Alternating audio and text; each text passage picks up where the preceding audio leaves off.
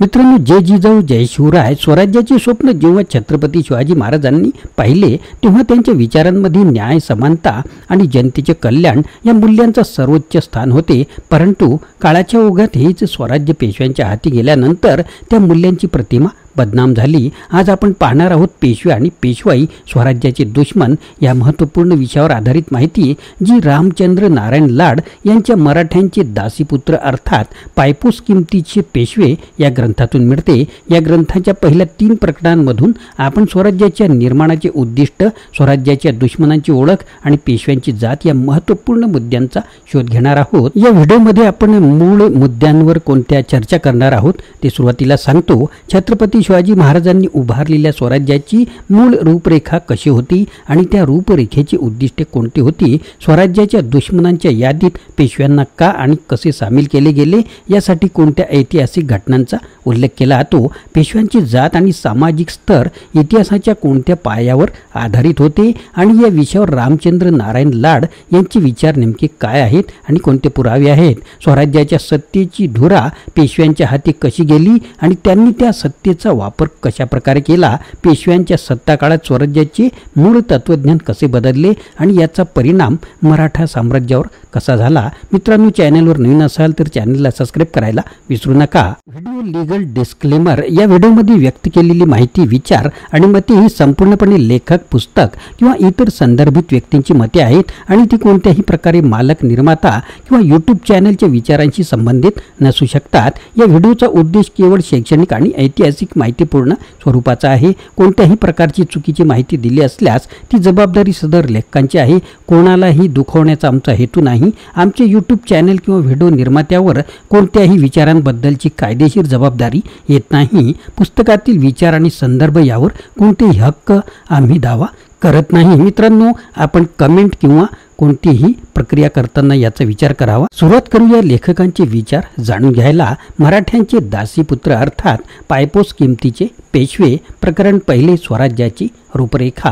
पेशवे आणि पेशवाई म्हणजे स्वराज्याचा प्राण घेणारी जहरी जोडगोळी, हिंदुपत पातशाहीचा खून करणारी खुनशी दुक्कल, मराठ्यांच्या उज्ज्वल इतिहासावर, त्यांच्या इमानदार व इब्रतीवर डांबर फासणारी हे सैतानी शक्ती. भोसले कुलदीपक छत्रपती श्री शिवाजी महाराज यांनी स्वराज्यरूपी भव्य इमारतीचा पाया घालून अर्धी अधिक इमारत उभारली. संभाजी महाराजांच्या कारकिर्दीत कलुषा नावाच्या एका सैतानी पुत्राने हरामखोरी केल्यामुळे त्या कामाला शिथिलता प्राप्त झाली. परंतु छत्रपती राजाराम महाराज यांच्या कारकिर्दीत श्री शिवाजी महाराजांच्या पुण्याने संताजी घोरपडे व धनाजी जाधव यांच्यासारखे मराठे वीर उदयाला येऊन त्यांनी दिल्ली अटके पार घोडे भिडविले. जिकडे तिकडे मराठी मनगटाचा दरारा बसला. दाढीवाल्यांची मिजाज जेवढ्या तेवढे तिथे जिरवली व स्वराज्याची इमारत पूर्णत्वास नेली. अशा रीतीने हिंदवी स्वराज्याचा कळस वैभव शिखरावर चढला. तोच दुर्दैवाने श्री छत्रपती राजाराम महाराज यांचा अंत झाला व काही काळानंतर अंतकलहाला सुरुवात झाली. इसवी सन 1707 मध्ये मोगलांच्या कैदेतून छत्रपती श्री शाहू महाराज यांची सुटका झाली. त्यामुळे 2 तट पडून अंतर्कलहाला अधिक तीव्रता आली. श्री शाहू महाराजांनी मोठ्या चतुराईने व शौर्याने या कलहाचा शेवट लावला. परंतु अखेर स्वराज्याचे 2 तुकडे झाले. छत्रपती राजाराम महाराजांची प्रथम पत्नी ताराबाई साहेब यांनी कोल्हापुरास स्वतंत्र राज्य स्थापन केले. इकडे श्री शाहू महाराजांनी साताऱ्यास आपणास इसवी सन 1708 मध्ये राज्याभिषेक करून घेतला. मध्यंतरी अस्तनीतील निखाऱ्याप्रमाणे धुमसणाऱ्या कपटपटू बाळाजी विश्वनाथ नावाच्या एका चित्पावनाने मात्र या आपसातील यादवीचा बराच फायदा करून घेतला. धनाजी जाधवाच्या सरळ स्वभावामुळे, खंडो बल्लाळाच्या उदारपणामुळे व श्री शाहू महाराज यांच्या भोळेपणामुळे अखेर श्री शिव छत्रपतींच्या पुण्याने पूर्णत्वास आलेल्या या हिंदुपत पतशाहीच्या भव्य इमारतीवर इसवी सन 1713 हा बाळाजीच्या चित्पावनी राखेत दुमसणारा निखारा ठेवला गेला. हा निखारा यापासून मराठ्यांच्या उभीत उत्पन्न झालेल्या अनेक चित्पावनी निखाऱ्याचे जळण्याचे कार्य सतत चालू असल्यामुळे शेवटी या स्वराज्यरूपी भव्य इमारतीची इसवी सन 1818 मध्ये रक्षा झाली. सुदैवाने इतक्याही कहरातून सातारची गादी बचावली जाऊन हिंदवी स्वराज्याचा अवशिष्ट भाग शिल्लक राहिला होता. परंतु नाथू नावाच्या एका चित्पावनी सैतानाला हेही सहन न होऊन त्याने आपल्या कृष्ण कारस्थानाने इसवी सन 1839 मध्ये याही अवशिष्ट भागाला इंग्रजी सत्तेची आग लावली व त्या आगीचा शेवट अखेर इसवी सन 1848 तो अवशिष्ट भागही नामशेष करण्यात आला. आज शिवप्रभूंचे पूर्व पुण्याईने ताराबाई साहेबांनी स्वतंत्रपणे स्थापन केलेली कोल्हापूरची गादी मात्र हयात आहे, परंतु तीही अलीकडच्या चितपावनांच्या डोळ्यात खड्यासारखी खोपत असून ती नामशेष करण्यासाठी त्यांची सारखी धडपड चालू आहे. अशा तऱ्हेची हिंदवी स्वराज्याची सर्वसाधारण समरी आहे. प्रकरण दुसरे, स्वराज्याचे दुश्मन. स्वराज्याच्या भव्य इमारतीवर जर बाळाजीचा हा जडता निखारा ठेवला गेला नसता तर कदाचित आज हिंदुस्थान निराळ्या स्वरूपात दिसला असता. महाराष्ट्राच्या इतिहासाला व मराठ्यांच्या उज्ज्वल कीर्तीला पृथ्वीच्या पाठीवर कोठेही तोड मिळाली नसती व आम्हाला हे पुस्तकही लिहिण्याचा प्रसंग आला नसता. इसवी सन 1646 पासून तर इसवी सन 1708 पर्यंतचा महाराष्ट्राचा इतिहास अत्यंत उज्ज्वल शौर्य पराक्रमादी गोष्टींनी भरलेला आहे, परंतु पुढे या स्वराज्याच्या घडामोडीने व अंतकलहात बाळाजीचा समावेश होताच महाराष्ट्राच्या इतिहासाला उतरती कळा लागली. शौर्य पराक्रमाचा लोप झाला. स्वामीद्रोह, मराठ्यांची पदोपदी मानहानी, कृष्ण कारस्थानी, ग्रामण्य खून, लुटालुटी, फितुरी वगैरे गोष्टींना ऊत आला. अंधाधुंदीची सीमा झाली. मराठ्यांनी आतापर्यंत मिळवलेल्या उज्ज्वल यशाला काळीमा फासला गेला. आतापर्यंत महाराष्ट्रावर हिंदू धर्मावर अगणित संकटे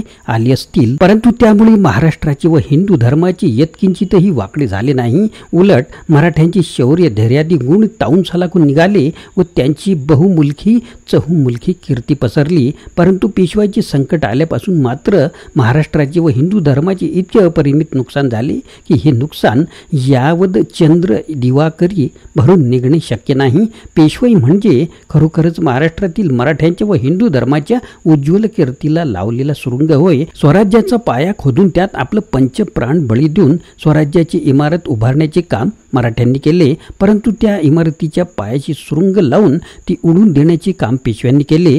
चुकूनही न येणारी अफाट सत्ता चिळमिरीच्या प्रभावाने म्हणा, अगर अंतपुरातील वशिल्याने म्हणा, पेशव्यांच्या हाती आली, परंतु त्यांनी त्या सत्तेचा दुरुपयोग केला. भूताच्या हाती कोलीत दिल्याप्रमाणे झाले. सत्तेच्या जोरावर हिंदू धर्मात उच्च दर्जा मिळवण्याच्या इरेस पडून इतराचा अनन्वित छळ केला, धर्मद्रोह केला. हिंदू धर्मात नाना भानगडी उत्पन्न करून धर्मात विकृत स्वरूप आणले. शूर व मर्द मराठ्यांचा द्वेष करणे, त्यांना नामोहरम करणे, जेथे तेथे त्यांची मानहानी करणे, प्रभू लोकांच्या व दैवज्ञांच्या विरुद्ध ग्रामण्य उपस्थित करून त्यांना छळणे, महानुभावपंथीय महंतांना अंधार कुटडीत कोंडून ठेवणे, अस्पृश्यांना कुत्र्या मांजरांप्रमाणेही त्यापेक्षाही हलके समजून त्यांच्या नुसत्या सावल्यांचा व आवाजाचाही विटाळ मानणे, हे तर पेशवाईतील दररोजचे खेळ होऊन बसले होते. आज पेशव्यांना स्वराज्याच्या शत्रुस्थानी जे लेखण्यात येते त्याचे कारण हेच होय. पेशव्यांनी आपल्या सत्तेचा दुरुपयोग खाल्लेल्या मिठाला जागून स्वराज्याच्या वाढीसाठी केला असता तर आज त्यांचे नाव अजरामर झाले असते.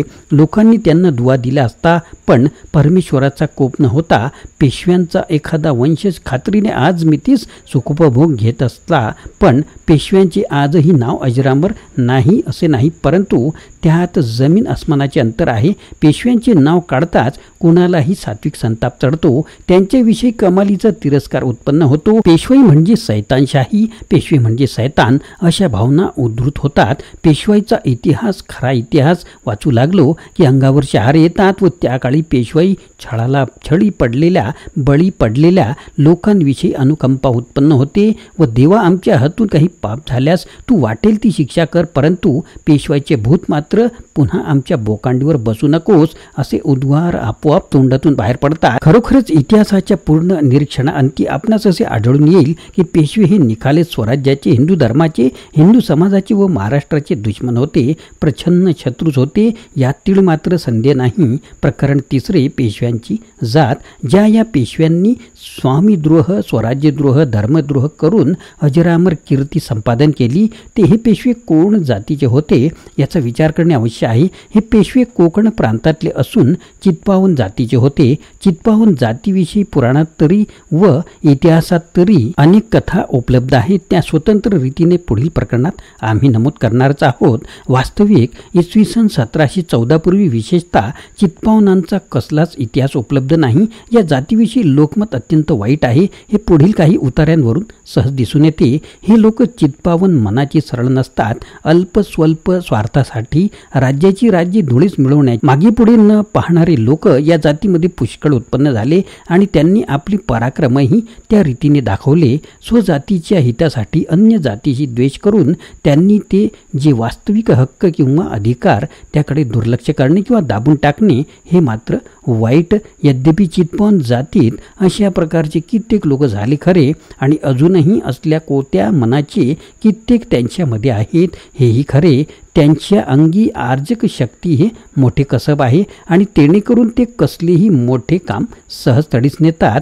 कैलासवासी राभी गुंजीकरकृत सरस्वती मंडळ ते चितपावन काही अंशी आपल्यापुरते पाहणारे बुद्धिमान पण संकुचित दिलाचे लोक आहेत. नरसुपंत केळकर केसरी 3-10-20 यामध्येही नोंद आहे. या उतार्यांवरून चितपावनांविषयी लोकमत चांगले नव्हते व अजूनही नाही हे सहज दिसून येईल. त्यांच्या दर्जाविषयी पुढील उतारा विशेष लक्षात ठेवण्यासारखा आहे. कोकणस्थ चितपावन हे प्रथमतः अगदी मूढ असून व कोकणातून फारसे घाटावर येत नसत आणि देशस्थ लोकही यास अगदी हलके समजत. लोकहितवादी तसेच हे लोक अगदी हलकी कामे करूनच आपला उदरनिर्वाह करीत असत. हे विशेषतः स्वयंपाकी, शागिर्द, हारकरू किंवा गुप्तहेर वगैरेंची कामे करणे इतकीच त्यांची लायकी आहे. काही दिवसांनी कोकणची मुले घाटावर येऊ लागली. ती स्वयंपाक व शागिर्दी करण्यास राहत. लोकहितवादी यावरून चितपावनांची लायकी किती होती, दर्जा कशा प्रकारचा होता हे सर्व दिसून येईल. आता चितपणांविषयी काय कथा उपलब्ध आहेत त्या पाहूया पुढील व्हिडिओमध्ये. मित्रांनो, अशा प्रकारे पहिल्या, दुसऱ्या आणि तिसऱ्या प्रकरणात लेखकांचे हे विचार मांडलेले आहेत.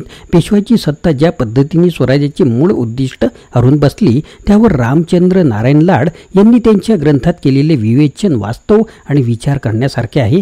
छत्रपती शिवाजी महाराजांनी उभारलेले स्वराज्य न्याय आणि समानतेच्या तत्वावर आधारित होते, पण पेशव्यांच्या सत्ता आकांक्षेमुळे तेच स्वराज्य विस्कटून गेले. स्वराज्याच्या दुश्मनांच्या यादीत ज्यांना आपले मानले जात होते तेच कसे मोठे दुश्मन बनले याचा वेध या ग्रंथातून घेता येतो. पेशव्यांची जात आणि त्यांचा सामाजिक स्तर आजही वादाचे विषय आहेत आणि यावर या ग्रंथातील मते वाचकाला विचार करायला भाग पाडतात. इतिहासाच्या या विस्मृतीत गेलेल्या पानांवर नजर टाकताना आपण हा विचार करू शकतो की सत्ता आणि लालसा कशी समाज आणि राष्ट्राच्या भवितव्यावर गडद सावल्या टाकू शकते.